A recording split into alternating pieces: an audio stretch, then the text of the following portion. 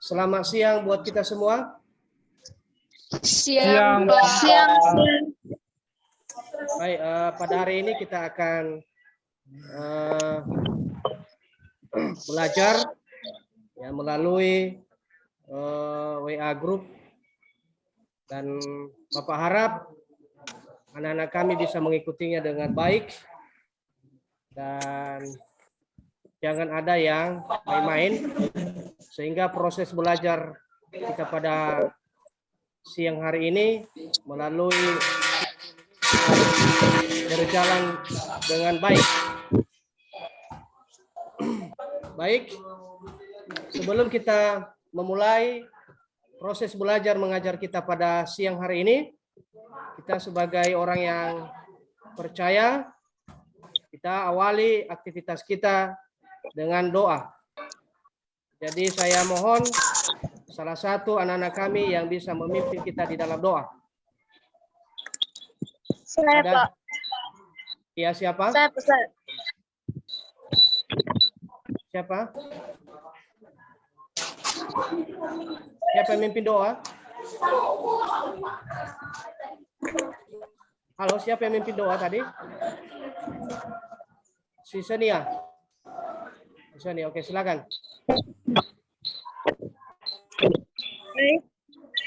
Sebelum kita memulaikan proses belajar mengajar pada hari ini, lebih baiknya kita menyerahkan diri ke dalam nama Tuhan. Kita berdoa menurut agama dan kepercayaan kita masing-masing. Doa dimulai. Ya Tuhan, terima kasih atas pertolongan kepada kami semua, di mana Engkau telah menolong kami. Dalam nama Bapa kami telah berdoa dan mengucap syukur. Haleluya. Amin. SMA 1 lalu matua. Yes. Baik, terima kasih. Luar biasa semangatnya. Beri dulu aplaus kepada kita semua. Ayo, sebelum kita memulai, terlebih dahulu Bapak absen dulu ya. Ya, Pak. Ya, Pak. Ya, Pak. Agus Serlin Giawa. Hadir, Pak. Berlina Laia. Sebelum kita masuk pada pelajaran hari ini atau materi kita pada hari ini, saya tanyakan dulu, masih ingat nggak pelajaran yang 1 minggu yang lalu? Masih, Pak. Masih, Pak. Serlin Giawa, coba. Oke. Distribusi pendapat nasional ini adalah upaya pemerintah dalam meratakan jumlah pendapatan masyarakat sehingga dapat mengurangi tingkat ketimbangan yang terjadi. Kita akan masuk ke kompetensi dasar materi kita pada hari ini. Kompetensi dasar materi kita pada hari ini adalah yaitu menganalisis konsep pertumbuhan ekonomi dan pembangunan ekonomi serta permasalahan dan cara mengatasinya. IPK-nya atau indikator pencapaian kompetensi. Yang pertama, menganalisis pertumbuhan ekonomi, melatih untuk menghitung besarnya laju pertumbuhan ekonomi, dan memperjelas teori-teori pertumbuhan ekonomi. Tujuan pembelajaran kita pada hari ini yaitu 1, melalui menyimak video, peserta didik dapat menganalisis pertumbuhan ekonomi dengan benar dan tepat. 2, melalui diskusi dan tanya jawab antara guru dan siswa, siswa dengan siswa, peserta didik dapat menghitung besarnya laju pertumbuhan ekonomi dengan benar dan tepat. Tahun 2019, perekonomian Indonesia tumbuh melambat, hanya 5,02%. Tantangan tahun ini tak lebih mudah karena imbas virus corona di beberapa negara membuat roda ekonomi dunia berputar lebih pelan lagi.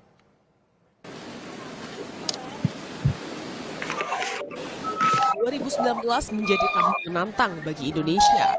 Gejolak asing disertai dengan dinamika pesta demokrasi menahan laju ekonomi. Badan Pusat Statistik mencatat, perekonomian Indonesia 2019 hanya mampu tumbuh 5,02%, pertumbuhan paling rendah dalam 4 tahun terakhir.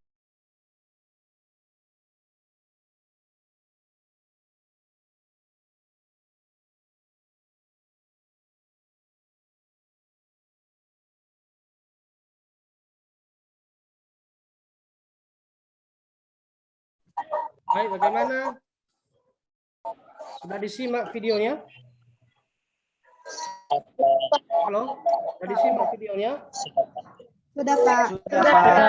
Bapak akan bagikan kelompoknya, dan mungkin anak-anak kami sebagian besar yang sudah melihat ya nama-nama kelompok yang sudah Bapak share melalui WA Group. Jadi silakan anak-anak kami mengerjakan di LKPD yang sudah Bapak bagikan di WA Group. Saya berikan waktu selama 20 menit. Silakan. Oke, Pak. Masing-masing kelompok saling komunikasi. Jadi kita masuk kepada kelompok 3 untuk menyampaikan hasil diskusi yang sudah didiskusikan bersama. Dipersilakan. Saya, Pak.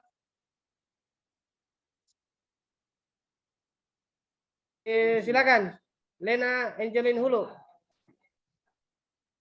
Baik, kami akan menjawab pertanyaan dari nomor 3.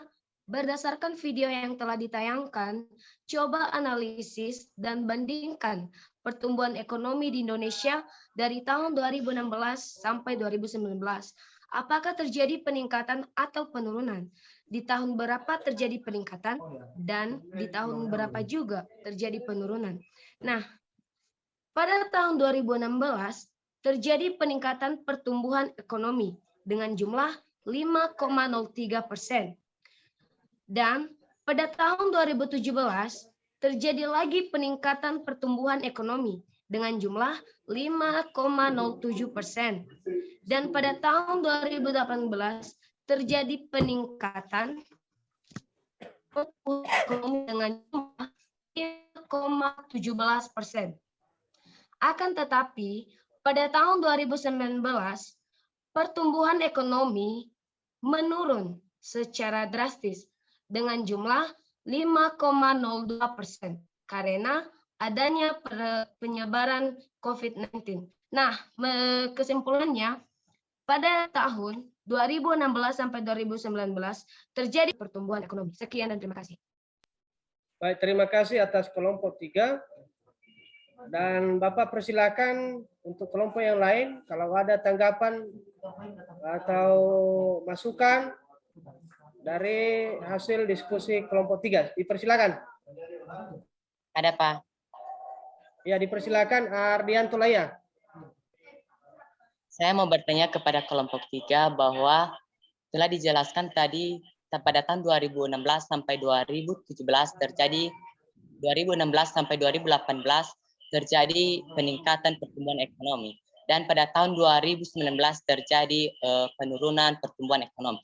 Kenapa pada tahun 2016 sampai 2018 terjadinya peningkatan dan kenapa juga pada tahun 2019 tidak terjadi peningkatan, yang terjadi malah penurunan? Coba jelaskan tentang hal itu tersebut.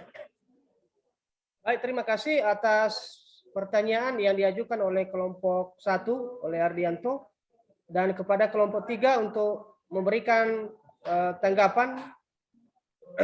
Dipersilakan. Baik, saya akan menanggapi pertanyaan dari teman kami Ardianto Laya. Bahwasanya kenapa di 2016 sampai 2018 terjadi yang namanya peningkatan? Itu terjadi karena adanya perekonomian yang lancar dan semua kegiatan-kegiatan di Indonesia lancar juga. Namun di 2019 terjadi penurunan, itu disebabkan karena adanya penyebaran COVID-19 sehingga semua kegiatan atau perekonomian di Indonesia menurun dan semua kegiatan dibatasi sehingga perekonomian di Indonesia semakin menurun. Kami kembalikan kepada penanya. Jawaban dari kelompok 3 diterima. Baik, bagaimana untuk kelompok yang lain? Ada lagi yang perlu ditanyakan? Ada, Pak. Silakan, Sherlyn Kiawa. Bagaimana cara pemerintah agar pertumbuhan ekonomi tidak menurun, melainkan dapat terus meningkat? Terima kasih.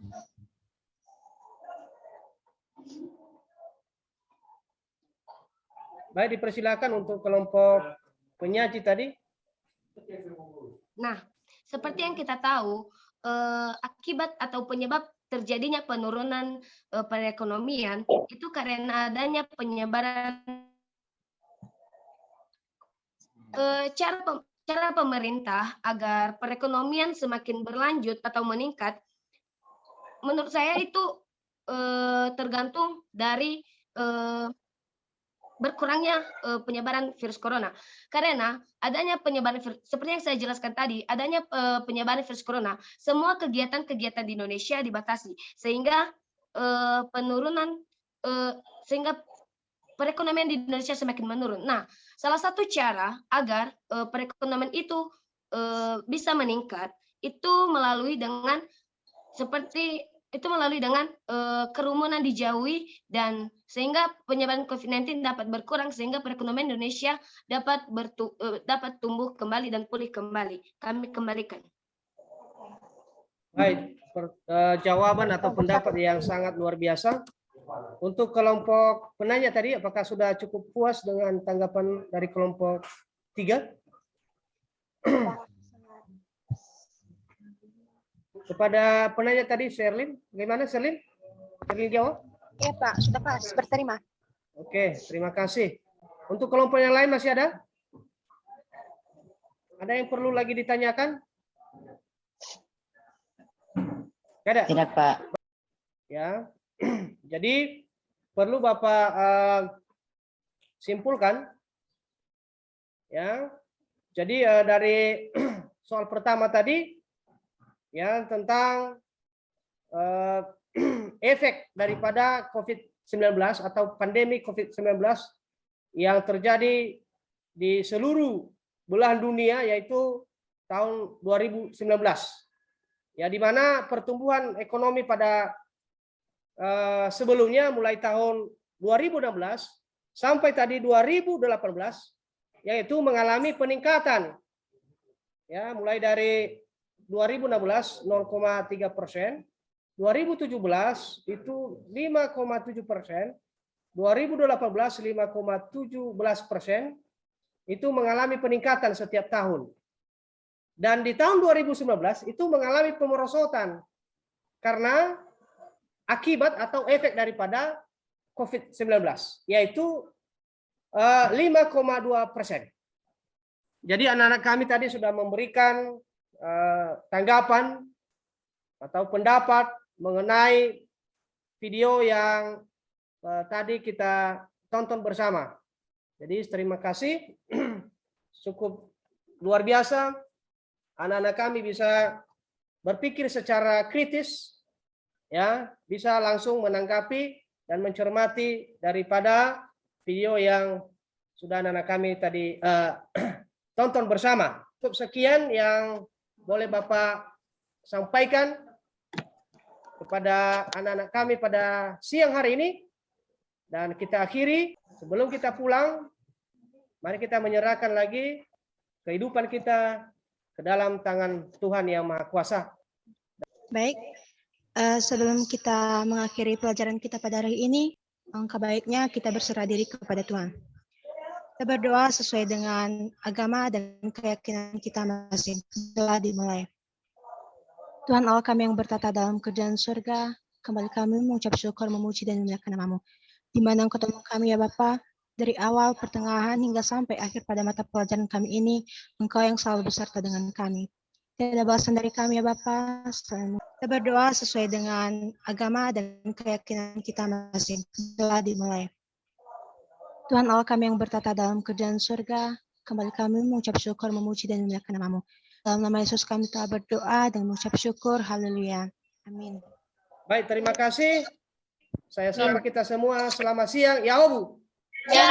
Oh, lupa.